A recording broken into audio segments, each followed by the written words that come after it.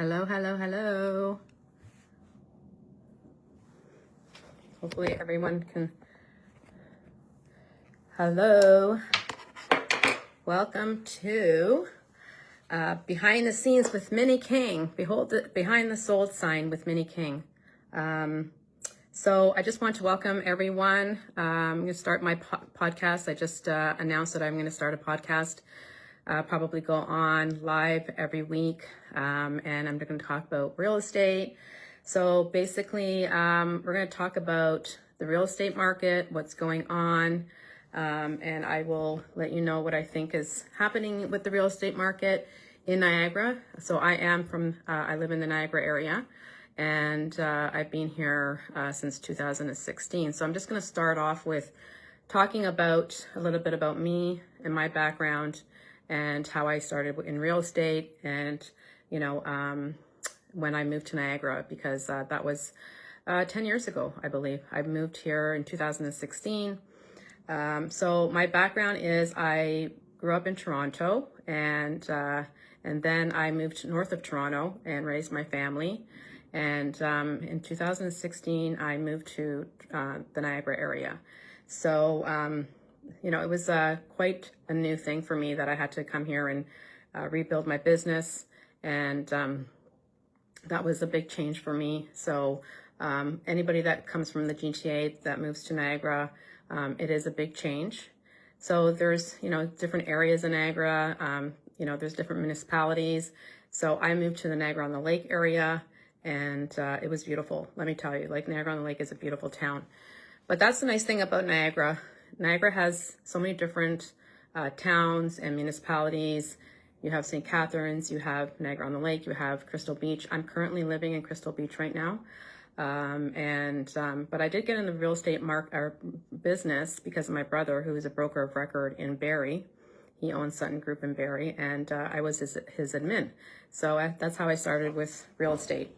I used to work for Bell Canada before that, and then I took a package from Bell Canada. I was manager there, and then I transitioned into real estate, into sales, which was great. It was a very different thing than being on the back end, but now I'm in front of clients. And I have about 20 years of experience now in real estate, so it's a long time that I've been doing real estate. But I've learned a lot. I've learned a lot about dealing with clients. I had to learn so many different systems. So really, being client focused was one of the most important things for me. And knowing your market, knowing your clients, knowing how to communicate with your clients, and always be on top of everything, because things always are shifting in real estate, especially when it comes to pricing and things like that. The market is very, very fluid. It's not, doesn't stay the same. And even in the back end of the real estate business, it's constantly changing. MLS is changing, everything. All the rules are changing all the time, and you have to keep up with that. So like I said, when I started in real estate, it was much different than it is now. But it's always been, for me, the very principle of, treating your clients, with, make sure that you're there for them, that you're communicating with them. So that was really important for me. Always, putting the needs of my clients first was key. So that's what I did. I always, I've gone through so many different brokerages, so many different markets, and so I've really got a broad spectrum of the real estate industry as a whole, and I've gone through so many transactions that I know a lot about, how to deal with clients when things come up. So my thing was always to make sure that I made it easy for my client. So the easier, the more seamless the experience was, the better for them. They don't want to know all the details. So, it's real estate is a tough business, no doubt about that. But I just wanted to start this podcast because, I do have a lot of experience. I have a lot of things to share with people, and I'm hoping to, pass some knowledge on, maybe inspire people. My passion is to inspire people to do better, to learn more, to keep learning. So that's basically what, my passion or my motto is that, you just got to keep moving forward, and life throws you hard balls, and all kinds of things change in your life. And my life changed significantly when I moved to Niagara, but I adjusted and I had to learn the area, and that's good because you don't want to stay the same. You want to keep building. You want to keep growing as a person. So that's what I did when I moved to Niagara. And I started in Niagara-on-the-Lake, and I had a house, in a beautiful area. And so I did learn to, navigate through the, whole move and my business and having to grow my business here. So that's a little bit of my background. I have two adult children. They're on their own. They're doing really well. Now I'm focused on, myself and, just making sure that I'm healthy and I'm, bettering myself each and every day. And that's really, really important for me. Like, just having that whole holistic approach to my life and taking care of myself, health, all those things are so important, family, everything. So, that's a little bit about me. Like I said, I got started in the administrative side of things, and then I got into sales. So, it's a constant thing, and you just have to keep, moving forward. And I think that's, one of the key things that I've learned in life is that you just have to keep moving forward. And like I said, keep improving yourself. So when I came here, like, you really realize that Niagara has a lot to offer. It's a lifestyle living here for sure. There's different areas and they all provide different things to you. Like Niagara Falls is different from Niagara-on-the-Lake. There's a different vibe. I'm currently living in Crystal Beach right now. And I never ever thought I was going to get to the beach, but I'm living near the beach in Fort Erie, and you're like right on Lake Erie, which is amazing. But it's a smaller, like it's a quieter community there, especially in the winter, but we're close to the border. So that area is great for snowbirds. So, if you're a snowbird and you want to go to Buffalo and catch a flight there, it's right there by the U.S. border, which is great. So when you look at all the different areas of Niagara, they just offer something different, and they definitely have a different vibe. Like Niagara-on-Lake is more luxury. St. Catharines, a lot of first-time home buyers are coming into the St. Catharines area. And there's also Thorold, and there's Welland, and all these places are growing, and businesses are growing. And, so there's lots to do in the Niagara area. You have, the falls, which is always like a tourist destination. It's always packed with tourists, and you have casinos and all that. And Niagara-on-Lake is a little bit more quieter, more of a little, just they have a different vibe. If you like wineries, lots of wineries. So, there's so many different things. There's a variety of things that you can do in Niagara, which is amazing. And I love that. You never get bored here. There's always something to do in Niagara. So as far as the market, I'm just going to give a quick update. We're definitely seeing the market is changing, and, everybody's adjusting to all the things that are going on in the world, geopolitically, what's happening south of the border. There's just so many things that are going on that is impacting the real estate market, and a lot of people are, kind of nervous getting into the market. First-time home buyers are holding off, and they're really making sure that, they don't jump into something that they can't afford. Just a lot of uncertainty here. But the one thing I do recommend is sometimes it's not about whether or not it's a good time to buy or not. Real estate is always going to be a good investment. And what I tell people is if you want to buy a house, any time is a good time. You just have to have the right strategy.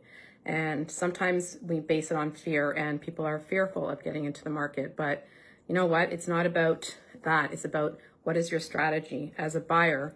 Are you in a good position to get into the market? And now with this HST rebate, it's probably a good time to look at that.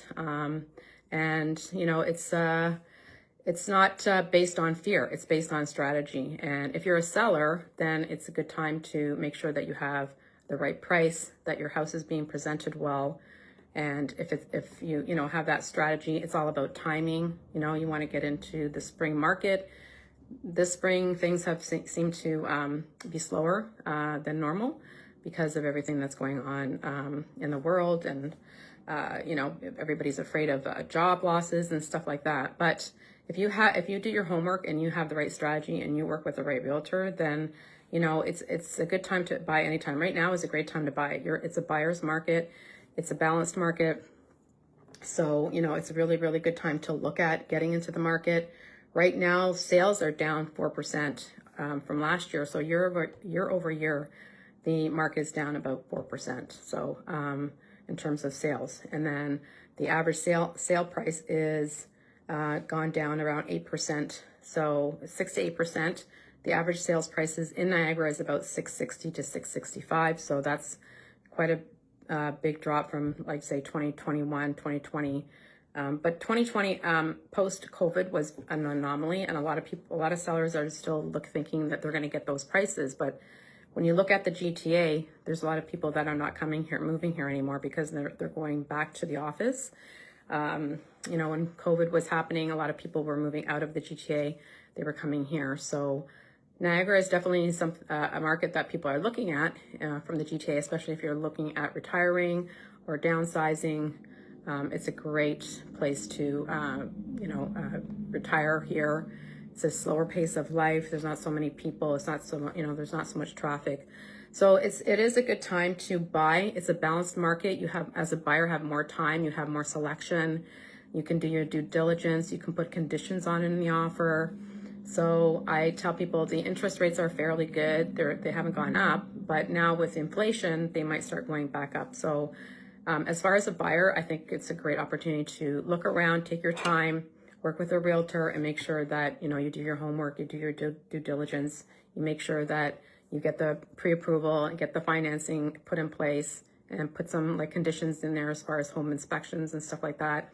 So make sure that you do your due diligence, and that is so important when you're buying a house. And so with the sales down year over year, it is, like I said, a great opportunity to buy.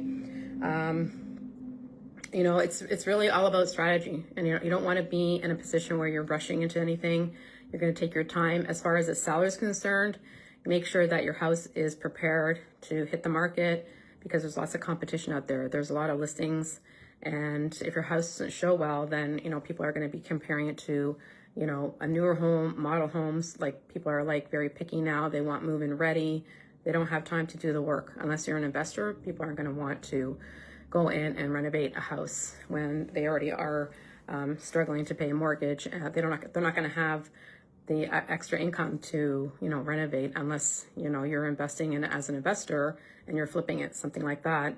Then you're going to do something like that. You're not going to be going into a house and having to put $200,000 into a house when you paid $650,000. People aren't going to do that. They want things done. They want move-in ready. They want clean, and they want fair price. They're going to do their homework. So make sure that you are pricing it well. It's all about strategy, like I said.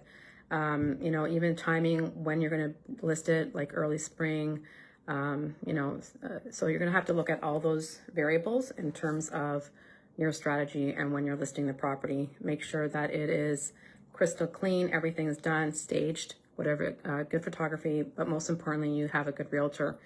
And sometimes when I talk about realtors and you're choosing a realtor, you should definitely have 3 realtors that you're going to be interviewing, because you don't want to just pick the top agent and say, oh, they're the top agent. Well, they're not necessarily the best agent for you, because sometimes agents, they don't have time for some of their clients. If they have a team, you're going to get the team member. You're not going to necessarily get that agent. So I always recommend interview 3 agents, because you really want to have that connection with the agent, because you're going to be communicating with them a lot, and they're going to be you're going to want them to be available for you. But if you're going to have somebody that's too busy, then they're not going to be as available for you. So make sure that you have that rapport with your realtor, and then set out the expectations as to oh, we're going to price it at this, and then within 2 weeks we're going to revisit the price. So always be proactive in terms of how you're going to work with your realtor, how often you want to communicate with your realtor, stuff like that. So anyway, I just want to come on here and introduce myself. This is episode 1 of my podcast, and I just wanted to come out here and have this as an open forum. This is not scripted by any means. I'm only here. This is very raw for me, and I'm not used to going live. I'm used to posting videos and reels, but this is first for me to go on live on Facebook. And but I would love your feedback. if you're thinking about listing or buying in the Niagara area, contact me. I'd love to help you out. There's just so many different areas, even in Niagara on the Lake. My office is in Niagara on the Lake, but there's so many different areas within Niagara on the Lake, not just the Old Town. A lot of people go to Old Town and they think that, you know, there's so much more. There's like 4 other areas in Niagara on the Lake that you can look at. So really do your homework in terms of the neighborhoods and the area before you purchase anything. And that is location, location, location. Can't, you know, say more than that. It's so key in terms of amenities and schools. So I just, like I said, just if anybody has any concerns or you want to talk about things, like I talk about what's going on in the world, what's going on in the Middle East and how it impacts real estate. It all impacts real estate at the end of the day. You know, everything, jobs, the tariffs, U.S., the relationship, what's going on with Canada, the government, what they're doing. It impacts real estate. You know, it just is a trickle down effect, obviously impacting the real estate market. So, you know, just lots to know about. But like I said, make sure that you're working with the right realtor for you and that you feel comfortable with them. And, you know, there's a crazy world out there right now. It's very unstable. I think things are going to start settling. I think Trump's going to make a deal with Iran, which is going to be huge for the market. So it might be a good time to definitely look, if you're a buyer, to start looking and start doing open houses, start getting out there. And the weather's getting nicer. I think the spring market has, you know, it's been a slow start, but I think things are picking up with the HST rebate. I think that's really going to fuel the market as well. So lots of exciting things. I think things are going to start getting better and better. I think the prices, like I said, they are down, but I think they are, you know, it's kind of leveling out now, so which is good. So like I said, it is more of a balanced market. So anyway, I will come on here probably next week, and you know, hopefully some of you can join me, and I'd love to hear what's going on with you. If you have any questions, comments, let me know, and I will post again when I'm going to be going live, and hopefully you can join me. Have a great day.